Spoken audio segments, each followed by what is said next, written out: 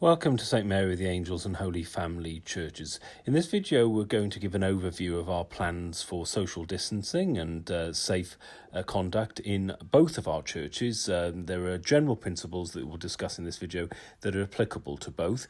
First, we're going to deal with St Mary of the Angels. Its capacity is 34 to 74 depending on how extended households work with the seating arrangements that we've already got. You notice coming into the church there are a number of notices on the door and around the foyer explaining the various conditions and the safety notices, really, that if anybody does have COVID symptoms or is at risk, they shouldn't be putting themselves at risk and other people at risk by coming into the church. We do ask people to be sensible about that and consider it.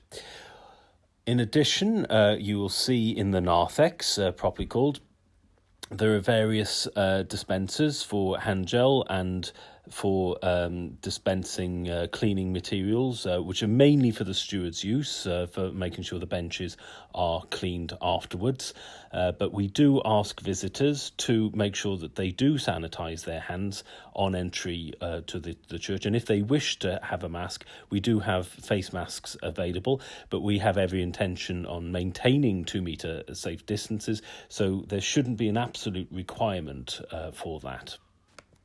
You will also notice the one-way stickers to demonstrate that we do, of course, have a one-way system throughout the church. And both churches have a very similar principle, and there are slight differences which we will examine later. You notice the font is devoid of water, so please do not touch any surfaces such as that because there's no need. There is no holy water available. Obviously, it's a source of potential contamination as well. We do ask then that you be directed by the stewards to the most appropriate place, depending on whether you're with a group or in a couple or as an individual. There are specific seating areas in the church which have been marked out for particular appropriate use in those cases. The sides of the church are being reserved for larger groups who are in an extended household, and the central wings for other individuals. You'll notice also on the benches that there are marks, there are ticks and crosses for general individual information as to if there are people outside extended households who wish to sit there as individuals. It makes it a bit clearer as to those social distanced areas. That doesn't really apply so much if there's a larger group there. In fact, the larger group can take up an entire bench as long as they are a part of that extended household and as long as they maintain a distance to others. At communion, then, we have allocated numbers to particular areas of benches. In St Mary's there are 4 main areas, obviously, so we'll just go through the process and the order in which people are invited to leave their benches to receive communion if they wish to do so. Of course, they don't have to, they can stay in their bench if they wish. The obstacles, the obstructions obstructing the way by the font will be moved, and that area will become a temporary one-way system. The stewards will go to the front. The more stewards, the better in this case. If we have more stewards, they will go to the front to help direct those in those individual areas. The first area, which is on the north side of the church, will go first in an orderly fashion, ensuring social distancing.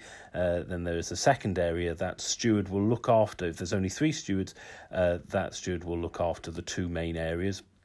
The third area on the south side, or the right side as you come into the church, will be asked to go next, just so that there's no obstruction with the one-way system. And then the last area, of course, will be the 4th area, and everybody will be asked to calmly and orderly leave their benches if they so wish to receive communion. The stewards can then receive communion afterwards. The same principle is going to be used for the dismissal, for leaving the church. Those four main areas are going to be managed by the stewards again. The first area will be asked to leave first, and we do ask people please to leave promptly. We can't allow people to be staying in the church to chat and catch up with people. We do ask people to leave out. There is one exit. In case of fire, that's completely different. Any exit that is safe to use is appropriate. Before the dismissals, the stewards would have moved the tables which formed the original obstruction at the back, and to stop people from using that back aisle again to gain re-entry into the church.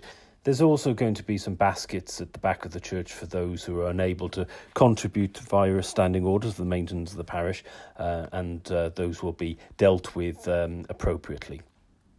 You'll see that the one-way system leads to the exit, which will be propped open permanently during the use of the church to allow airflow, and also to make sure that there's no unnecessary touching of door handles and other surfaces. You'll also notice that the various chapels throughout the church are also closed to public use. So please, we do ask people to abide by that.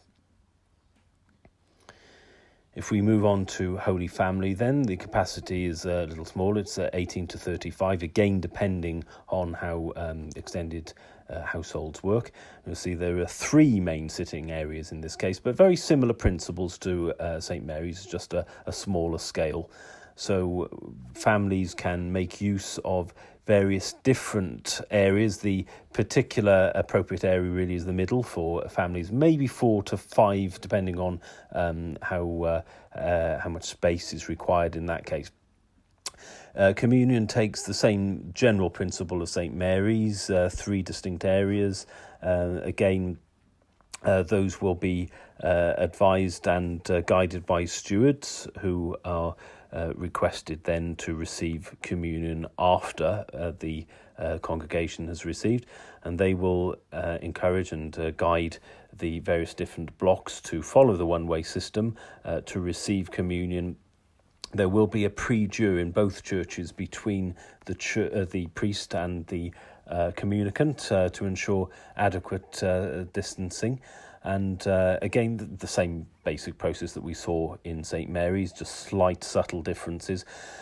And the main difference actually with Holy Family is that they're going to be people on the sanctuary and in 2 distinct groups. And we do ask them in that case to please stay in situ, and the priest will then take them communion at that point. Again, before the stewards come up to receive communion themselves. The dismissal, very similar principles again to St Mary the Angels, 3 distinct areas, and we do ask, it's the same order and the same basic common sense principles as well, maintaining the one-way system. So area 1, area 2, which is on the right-hand side as you come into the church, and then the last area is the 3rd area, and again, maintaining that one-way system, even though there's not many other people left in the church. It just, and sources of contamination, it just helps us to control those sort of variables. And those on the sanctuary, we do please ask them to stay right to the end until there's nobody else left in the church. But again, we do ask people to leave promptly. So thank you very much for your cooperation. I hope that was useful, and we look forward to seeing you from this weekend onwards.